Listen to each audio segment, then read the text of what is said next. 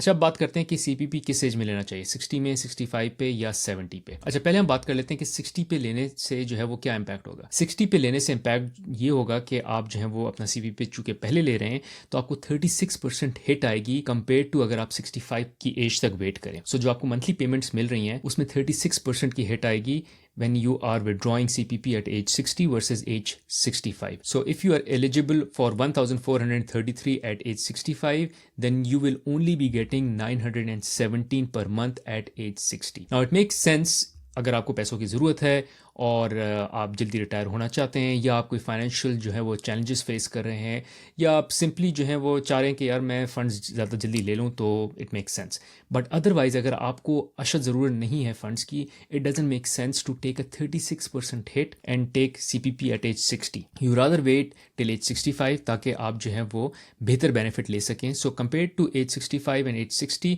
There is a delta of 36% which is in case you withdraw जल्दी। अच्छा, इसमें health जो है वो बहुत बड़ा रोल प्ले करती है कि अगर आपके कोई हेल्थ कंसर्न्स हैं and you don't expect to live longer, specially if you don't expect to live longer than 80, then starting early जो है वो बहुत बेहतर है। इसका एक तरीका ये कि आप अपनी जेनेटिक्स भी देख सकते हैं, अपनी हेल्थ जज कर सकते हैं, अपने आप देख सकते हैं कि फैमिली में जो है वो एवरेज एज क्या रही है हिस्टोरिकली, और उस हिसाब से आप डिसाइड कर सकते हैं कि क्या मैं 80 तक जो हूँ एक्सपेक्टेशन है कि मैं ज़िंदा रहूँगा या नहीं रहूँगा। और बेस्ड ऑन स्टैटिस्टिक्स अगर आपको लगता है कि आप की फैमिली में जो है या आपकी हेल्थ कंडीशंस ऐसी नहीं है कि आप 80 तक सर्वाइव करेंगे, तो it is better you take it out early which is maybe at age 60। अगर आपको लगता है कि आप लंबा जिएंगे तो it is better to wait till age 65 to take it out, because आप वो 36% की हिट अवॉइड करेंगे। Let's say if you end up passing out at 70, तो आपने कहा मैं 60 पे नहीं लूँगा, मैं 65 पे लूँगा, तो आपने 5 साल डिले किया और फिर आपकी 70 ईयर्स पे जाके गॉड फॉरबिड डेथ हो जाती है। तो हुआ ये कि ऑल्दो आपने 36% हिट अवॉइड किया है, बट आपने अपनी टोटल कंट्रीब्यूशन 50% लेस कर दी, बिकॉज 10 साल की जगह अब आपको सिर्फ 5 साल मिल रहे हैं, तो आपने 5 साल जो है वो